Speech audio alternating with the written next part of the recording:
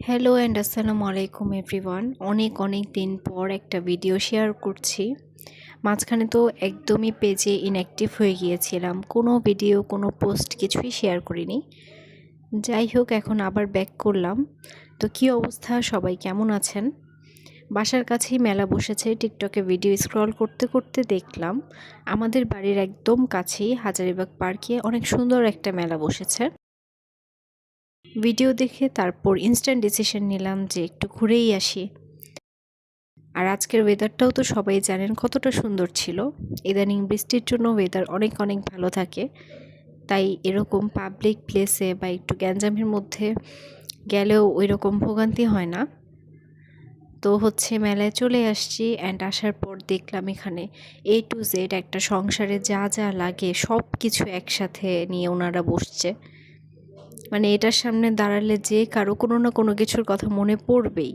আর এখানে cute cute teddy ওরা hang করে রাখছে।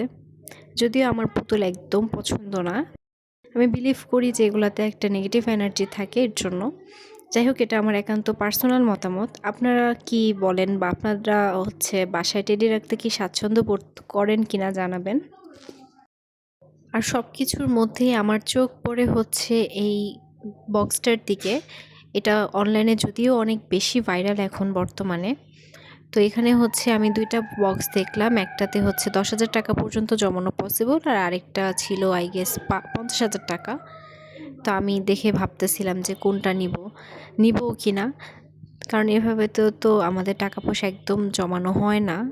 তো একটা ব্যাংক থাকলে একটা অন্যরকম একটা এক্সাইটমেন্ট কাজ করে যে টাকা রাখতে হবে, বা একটা ভালো লাগা সেই থেকে একটা ভালো অ্যামাউন্টও হয়ে যায়। যাই হোক, তারপর 50,000 টাকার ওই বক্সটাই আমি নিয়ে নিই। আর তারপর এখান থেকে ওই যে কাপড়ের যে ক্লিপগুলো থাকে সেগুলো দেখলাম, সেগুলো কয়েকটা নিয়েছিলাম, কয়েকটা বক্স নিয়েছিলাম, কারণ এগুলো দৈনন্দিন প্রয়োজনে লাগেই। একটা চাকুও নিয়েছিলাম। আর তারপরে মনে পড়লো যে বাসায় চায়ের ছাঁকনির অবস্থা অনেক বাজে হয়ে গেছে, তো আমি একটা চায়ের ছাঁকনিও নিয়ে নিলাম। আর এটার পাশের স্টলেই অনেক মাটির জিনিসপত্র দেখতে পেলাম। একসময় এই মাটির এই যে ফলগুলা, কলা, আম, আরও কী এগুলো অনেক অ্যাভেলেবেল ছিল, প্রায় সব বাসায় এগুলো দেখা যেত। তো আমি এখান থেকে আমার একটা ছোট মিনি ফুলের টপের মতো পছন্দ হয়ে যায়। ওইটাকে ফুলের টপ বলা যায়, চলে কিনা আমি জানি না এটাকে কি বলে, কিন্তু আমি প্ল্যান করে রাখছি যে এটাতে আমি ফুল গাছে লাগাবো। আর তারপরে এখানে কসমেটিক কর্নারে চলে আসলাম। এখানে আসার পর দেখলাম একদম যা কিছু একটা মেয়ে মানুষের লাগে, চুড়ি থেকে শুরু করে সাজগোজের প্রত্যেকটা জিনিস এখানে একসাথে আছে। অনেকে আছে না, অনেকেই বলে যে মেয়েদের চুড়ির প্রতি অনেক ফ্যাসিনেশন কাজ করে। চুড়ি আমার পছন্দ, কিন্তু যে চুড়ি দেখলে পাগল হয়ে যায় আমি এরকম না, কেন জানি। আমি অনেক সময় আউটফিটের সাথে ম্যাচ করে চুড়ি কিনি, আর আমার কালেকশানে চুড়ি আছে অনেক, এ কারণে আমি চুড়ি দেখলাম না। আমার যেই জিনিসটার প্রতি একদম একটা ফ্যাসিনেশন কাজ করে সেটা রিং। রিং দেখলে আমি এক কথায় পাগল হয়ে যাই। আর আমার পরিচিত সবাই জানে যে আমার রিং হাতের অনেক পছন্দ। তো এখান থেকে আমি প্রথমে চুজ করতেছিলাম, আর আমি বলতেছিলাম যে দাম আগে বলেন। তো বললো আপনি আগে পছন্দ করেন। পরে আমি বললাম যে পছন্দ করলে তো আপনারা দাম বাড়াই দিবেন। যাই হোক, এখানে কিছু ব্রেসলেটও দেখলাম, আর ব্রেসলেটগুলোও অনেক সুন্দর ছিল। আমি এখান থেকে বেশি একটা আশা করি নাই যে ভালো মানের কিছু হবে, কিন্তু না, জিনিসগুলো ভালো। আমি একটা ব্রেসলেটও নিয়েছি। আর তারপরে ঘুরে ঘুরে সব কিছু দেখতেছিলাম। আজকেই মেলার প্রথম দিন ছিল। এই জুলাই মাসটা সম্পূর্ণই মেলাটা থাকবে।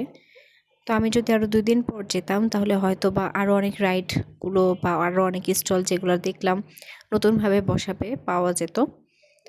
যাই হোক, প্রথম দিন হিসেবেও সব কিছুই মোটামুটি ভালোই ছিল। তারপরে এখানে আমার ছোট ভাই এই নৌকাটাতে ওঠার জন্য জিদ করলো। আমি ওকে প্রথমেই বলছিলাম এটা অনেক উপরে উঠে, তুমি ওঠার দরকার নাই, কিন্তু আমার কথা শুনে নাই। আর জিদ করে এটাতে বসছে, আর বসছে মাঝখানেও বসে না, একদম লাস্টে যেয়ে বসছে।